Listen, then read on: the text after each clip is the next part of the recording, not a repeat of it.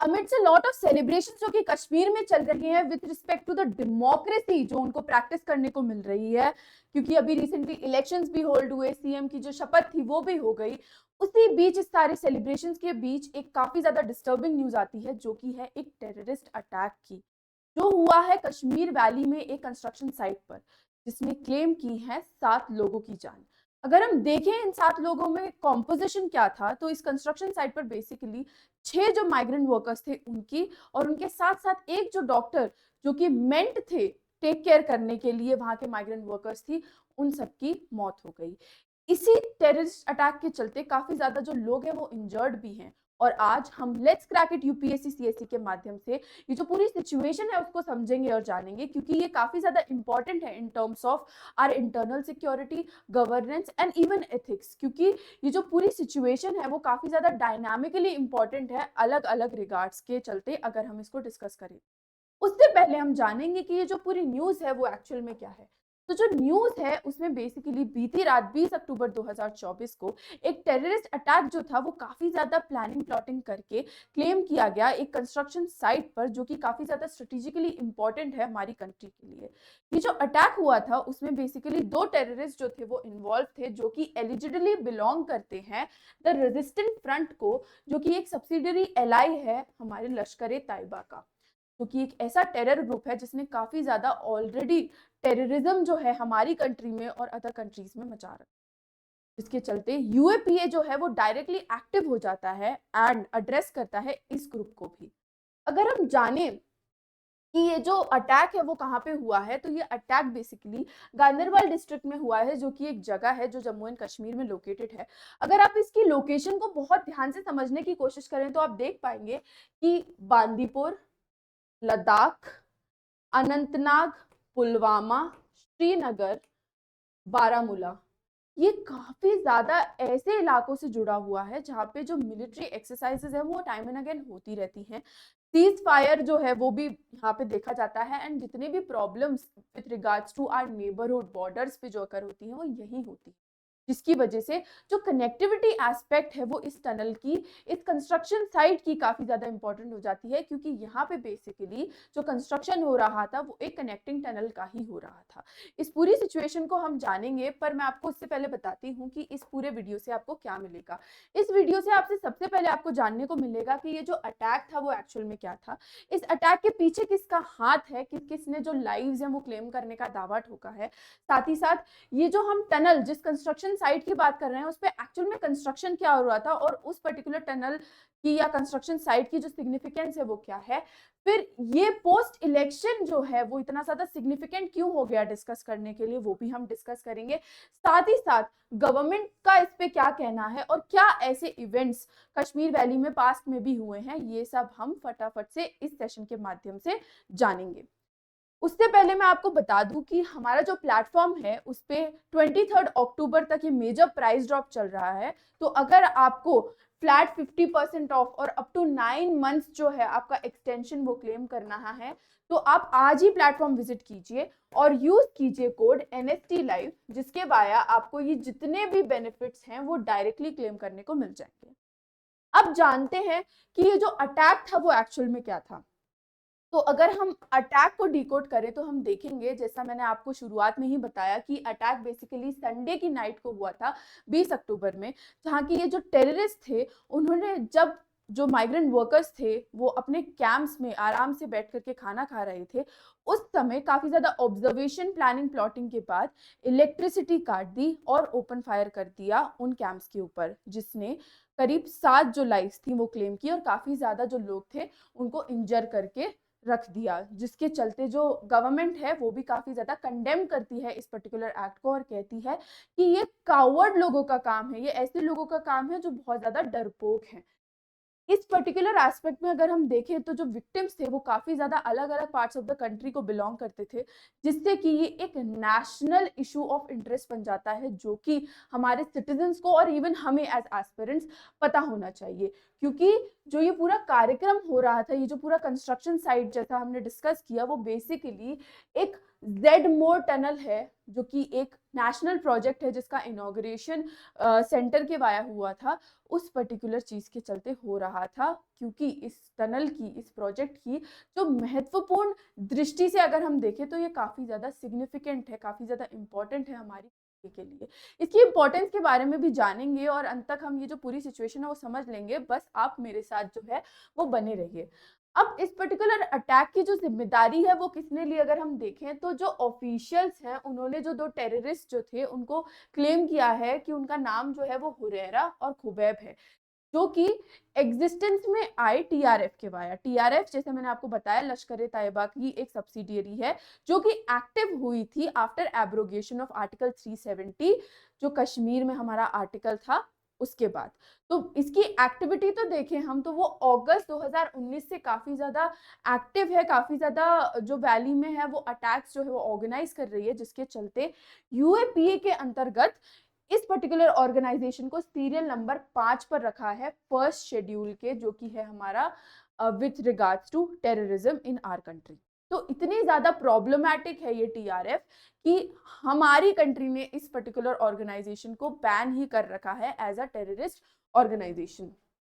आगे समझें और जानें कि ये जो एक्ट है, ये जो अटैक हुआ वो सिग्निफिकेंट क्यों है और इलेक्शंस के बाद इसने इतना तूल क्यों पकड़ लिया है। तो बेसिकली वो इसीलिए है कि जो अभी सीएम बने हैं, उनका मैनिफेस्टो में सबसे बड़ा जो मुद्दा था वो यही था कि वैली में जो है वो पीस मेंटेनेंस पे काम करेंगे, एब्रोगेशन ऑफ 370 की वजह से जो भी प्रॉब्लम्स क्रिएट होना चालू हुई हैं उस पे काम करेंगे, वायलेंस जो है उसको मिनिमाइज करेंगे एंड इवन कश्मीरी पंडित जो है उनको वापस लाएंगे। साथ ही साथ इस पर्टिकुलर अटैक से ये जो पूरी सिचुएशन जो थी, जो मैनिफेस्टो में अनफोल्ड की गई, उससे डायरेक्ट अटैक आता है डेमोक्रेसी पे, जो कि प्रैक्टिस हो रही है अभी जम्मू एंड कश्मीर। इसके साथ क्योंकि ये जो पर्टिकुलर कंस्ट्रक्शन साइट है वो इतनी ज़्यादा सिग्निफिकेंटली लोकेटेड है हमारे लिए with respect to the military, with respect to our trade and commerce, even connectivity और ट्रांसपोर्टेशन के लिए भी, उसी बीच ये डायरेक्ट जो है वो हमला हुआ हमारे इंफ्रास्ट्रक्चरल प्रोजेक्ट्स के ऊपर भी एंड इवन इंटरनल सिक्योरिटी के ऊपर कि जैसे ही इलेक्शंस हुए वैसे ही इतना बड़ा एक अटैक जो था वो ऑर्गेनाइज हो गया और किसी को पता भी नहीं चला। इसी वजह से ये जो है हम पूरा अटैक ब्रीफली और बहुत अच्छे से डिस्कस कर रहे हैं, जिससे कि एक आइडिया पड़ जाए कि हम इस सिचुएशन को कैसे as even a case study भी यूज कर सकते हैं एंड इस सिचुएशन से हमें कितना ज्यादा सीख भी मिलती है। अब आगे अगर समझें और देखें कि इस पे गवर्नमेंट का टेक क्या है, तो जैसा मैंने आपको बताया था कि एक एक्ट ऑफ कावर्डलीनेस बोला गया है, काफ़ी ज़्यादा इसको हीनियस एक्ट बोला गया है कि सिविलियंस की तो कोई गलती भी नहीं थी, फिर भी आपने उनके साथ ऐसा अटैक किया, उनके साथ इतना दुष्कर्म किया। साथ ही साथ ये भी बोला गया कि इस पर्टिकुलर अटैक से जितने भी लोग अटैच्ड हैं, जितने भी लोग जुड़े हुए हैं, उनका जो गवर्नमेंट है उनके खिलाफ सख्त से सख्त जो है कार्रवाई करेगी, जिसकी वजह से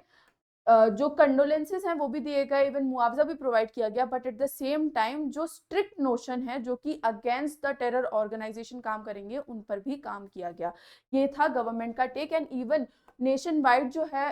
इसका कंडेम कर रहे हैं लोग इस पर्टिकुलर अटैक को, क्योंकि काफ़ी ज़्यादा प्रॉब्लमैटिकली ये अपीयर हुआ है एंड सिंस जो मासूम लोग थे उनकी जान गई है, इसकी वजह से ये प्रॉब्लम्स जो हैं वो और काफ़ी ज़्यादा इम्पॉर्टेंट हो गई हैं टू एड्रेस। अब अगर हम देखें कि क्या ऐसे इवेंट्स पास्ट में भी हो रखे हैं, तो इसी साल बेसिकली मैंने थोड़ा सा रिसर्च किया और देखा तो जाना कि करीब 10 साल से तो कुछ इतना प्रॉब्लम्स क्रिएट नहीं हो रहे थे, एक डेकेड से थोड़ी सी सिविलियंस के लिए शांति बनी थी, लेकिन कुछ टाइम से जो हम मेजर अटैक्स की बात करें और देखें तो देखा जा रहा है कि सिविलियंस को हाईली टारगेट पर रखा जा रहा है। 10 साल में ये सबसे पहला मेजर अटैक जो है वो क्लेम किया जा रहा है रिसेंट टाइम में। साथ ही साथ अगर पिछले अटैक्स की बात करें तो अक्टूबर 2018 में हुआ था, जिसमें एक 37 ईयर ओल्ड लेबरर की जो बॉडी थी वो जो कि बिहार से थे, वो शोपियान डिस्ट्रिक्ट में मिली थी। He was killed by a terrorist who was active in the area of Anantnag. Sangam में जो काम करता था उससे उससे पहले यानी कि अक्टूबर 2018 से पहले एक माइग्रेंट वर्कर जो था बिहार का, वो भी अप्रैल 17 को अनंतनाग में उसकी भी मृत्यु हुई। और उसके पहले इवन फरवरी में एक जो लेबरर था अमृतपाल सिंह जिसका नाम था, उसका साथ भी ऐसा ही कुछ सिमिलर हुआ था। लेकिन इतने ज़्यादा मैसिव लेवल पर जो सिविलियंस की जान गई है वो इसी अटैक में गई है, जो कि अक्टूबर 20, 2024 को संडे की रात में हुआ था। अब ये जो पूरा कंस्ट्रक्शन साइट है जिसके अराउंड ये अटैक हुआ था, वो बेसिकली है जेड मोड़ टनल के चलते। और ये जो जेड मोड़ टनल है वो काफी ज्यादा हमारे लिए एक बहुत ही बड़ा इंफ्रास्ट्रक्चरल डेवलपमेंट है, इसीलिए काफी ज्यादा इंपॉर्टेंट है in terms of discussing this. और मैं इसीलिए आपके लिए इसका एक ब्रीफ लेकर भी आई हूँ। तो ये जो जेड मोड़ है, उसको जेड मोड़ सबसे पहले हम समझेंगे कि क्यों कहते हैं। तो उसको जेड मोड़ इसीलिए कहते हैं, जैसा कि आप ये मैप में देख पाओगे कि ये बेसिकली जो कनेक्टिविटी है इसकी, वो एक जेड टाइप का स्ट्रक्चर बनाता है। क्योंकि ये एक जेड टाइप का स्ट्रक्चर बनाता है, इसीलिए इस टनल को जो है वो जेड मोड़ टनल कहते हैं। इसकी जो लेंथ है वो 6.5 किलोमीटर है और एग्जिस्टिंग रोड्स के साथ ही कनेक्टिविटी बढ़ाते हुए इसको कारगिल तक जो है वो कनेक्टिविटी के लिए यूज किया जा रहा है। जो चालू पॉइंट है, जो ओरिजिन पॉइंट है, वो है श्रीनगर और अदर डिस्ट्रिक्ट्स को जोड़ते हुए ये बेसिकली कारगिल तक पहुंचेगा, जिससे कि हम समझ सकते हैं कि इवन मिलिट्री सप्लाईज और मिलिट्री मूवमेंट होगा ना, उसके लिए भी काफी ज्यादा इंपॉर्टेंट हो जाता है ये जेड मोड़ टनल जो है। अब इसके बारे में अगर थोड़े फैक्ट्स के बारे में जाने और थोड़ी डिटेलिंग करें तो बेसिकली अभी ये अंडर कंस्ट्रक्शन है। एक 2 लेन रोड टनल बन रहा है गगनगीर सोनामार्ग श्रीनगर ले हाईवे पे जम्मू और कश्मीर में।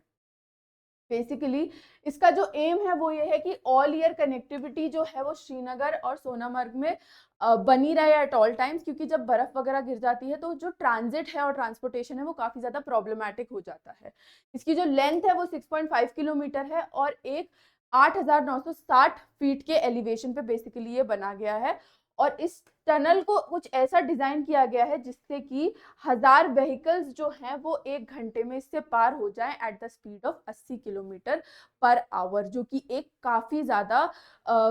फास्ट स्पीड है इन टर्म्स ऑफ मूवमेंट अगर हम वैली में कंसिडर करें तो ये जो पूरा बेसिकली जेड मोड़ टनल है वो काफी ज्यादा स्ट्रेटेजिकली डिजाइन किया गया है और सेंटर का भी इस पे काफी ज्यादा ध्यान है, क्योंकि at the times of distress even जब मतलब ट्रांसपोर्ट इकोनॉमिक्स ये सब तो चीजें हैं ही जो डायरेक्टली एड्रेस की जाएंगी, लेकिन जब एडवर्स टाइम्स होते हैं, जब अटैक है, जब कनेक्टिविटी इश्यूज है, मिलिट्री को जो है वो मूवमेंट में दिक्कत हो रही है, तब भी ये जो टनल है वो काफी ज्यादा जो है एक इम्पॉर्टेंट रोल प्ले करेगा। अब अगर हम इस पूरी सिचुएशन से जुड़ा एक क्वेश्चन प्रैक्टिस करें, क्योंकि आप लोग सोच रहे होंगे ऑफ कोर्स कि ये पूरी सिचुएशन कैसे हमारे एग्जाम से रिलेटेड है, तो जैसा मैंने आपको शुरुआत में ही बताया था कि ये जो पूरी सिचुएशन है वो हमारी काफी ज्यादा चीजों को एड्रेस करती है। जैसे कि सबसे पहली हो गई हमारी इंटरनल सिक्योरिटी, उसके बाद हमारा हो गया गवर्नेंस, हमारा एडमिनिस्ट्रेशन। ये सारी एस्पेक्ट डायरेक्टली रिलेटेड हैं इस पर्टिकुलर अटैक से, जो कि एड्रेस की जा सकती हैं। एंड इवन एथिक्स में कुछ क्वेश्चंस के लिए इस पर्टिकुलर सिचुएशन को एज अ केस स्टडी भी यूज किया जा सकता है, क्योंकि सिविलियंस पर अटैक हुआ है। तो अगर हम फटाफट से प्रैक्टिस क्वेश्चन है जो इसको देखें तो हम देखेंगे क्वेश्चन है discuss the internal security challenges posed by terrorism in Jammu and Kashmir and how it affects the infrastructural projects in the region. Suggest measures to mitigate these challenges. तो आप सबको इस क्वेश्चन का जो है वो आंसर देना है। बेसिकली आप एक ब्रीफ आउटलाइन भी प्रोवाइड कर सकते हैं कमेंट सेक्शन में and we will get back to you with this. And पिछला जो हमारा सेशन था उसका आंसर अगर हम देखें तो उस क्वेश्चन का आंसर जो था वो सी था। अगर आपने वो सेशन अभी भी नहीं देखा है तो पिछला सेशन जो है बाय मी वो जाके देखिए एंड आपको उसके एंड में एक प्रैक्टिस क्वेश्चन मिल जाएगा, उसको प्रैक्टिस कीजिए एंड देख लीजिए अगर वो सेशन आपके लिए फ्रूटफुल रहा। एंड इवन अगर आपको ये सेशन भी अच्छा लगा हो तो please do not hesitate to like share comment and subscribe to our channel let's crack UPSC CSE। With this is me Nandini signing off for the day. Thank you so very much for watching.